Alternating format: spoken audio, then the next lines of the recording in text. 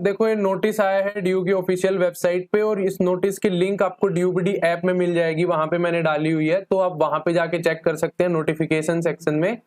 और ये नोटिस अभी आया है ड्यू का 18 तारीख का है, मतलब आज का ही नोटिस है। और ड्यू ने क्या बोला है कि the university of Delhi will soon launch its application process. मैं हाइलाइटर ले लेता हूँ, mouse highlight.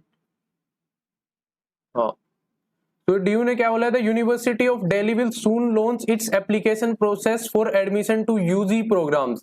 Candidates desirous of applying to University of Delhi ensure the following certificate and documents are ready in format by 31st August 2022।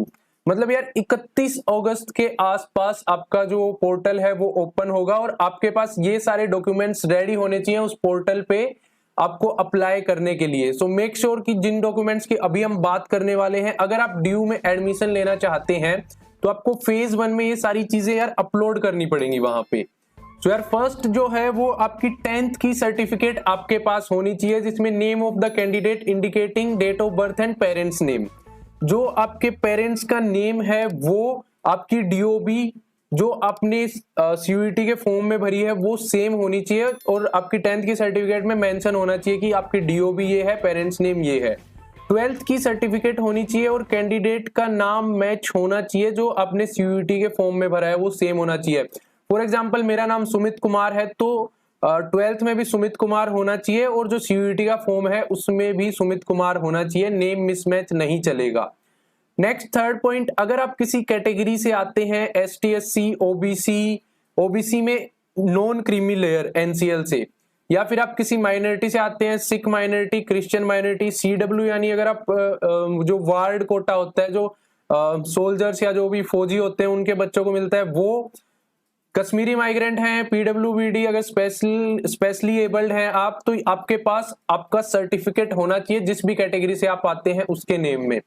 The name of the candidate duly issued by the competent authority, और उसके ऊपर आपका नाम होना चाहिए कि भाई Sumit Kumar belongs to the OBC non creamy layer और या फिर ईडब्ल्यूएस, जिस भी कैटेगरी से मैं आता हूं। अब अगर आप ओबीसी लेयर से हैं तो the OBC non creamy layer certificate in the name of the candidate, देखो यार नाम तो जरूरी है, बार बार बोला, duly issued by the competent authority, जो भी अथॉरिटी आपके स्टेट में ओबीसी सर्टिफिकेट बनाती है उसके द्वारा बनाई होनी चाहिए। And the caste should be in the OBC central list issued by ncbc.nic.in। Income certificate must be issued after 31 March 2022। देखो यार इसका मतलब ये है कि जो भी आपके यहाँ सर्टिफिकेट बनाता है आपके स्टेट में, आपको उस कॉम्पोनेंट अथॉरिटी से बनवानी है, लेकिन आप ध्यान रखेंगे कि ओबीसी सर्टिफिकेट दो टाइप की होती हैं, एक स्टेट लिस्ट के अकॉर्डिंग, एक सेंट्रल लिस्ट के according.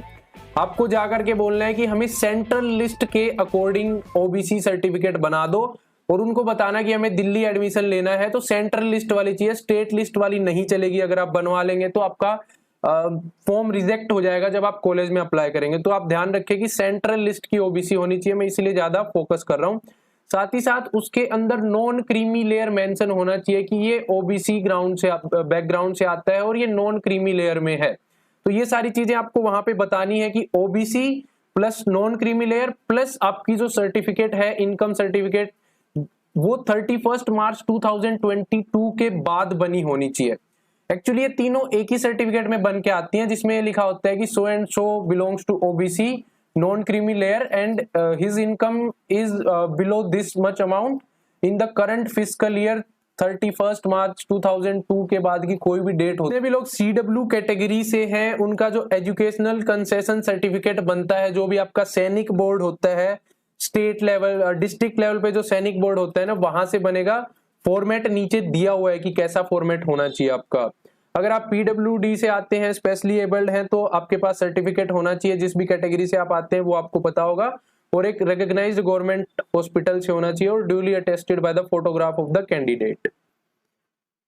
The name of the candidate claiming the reservation must match in the name as it appears in the corresponding school board qualifying certificate and the CUET 2022.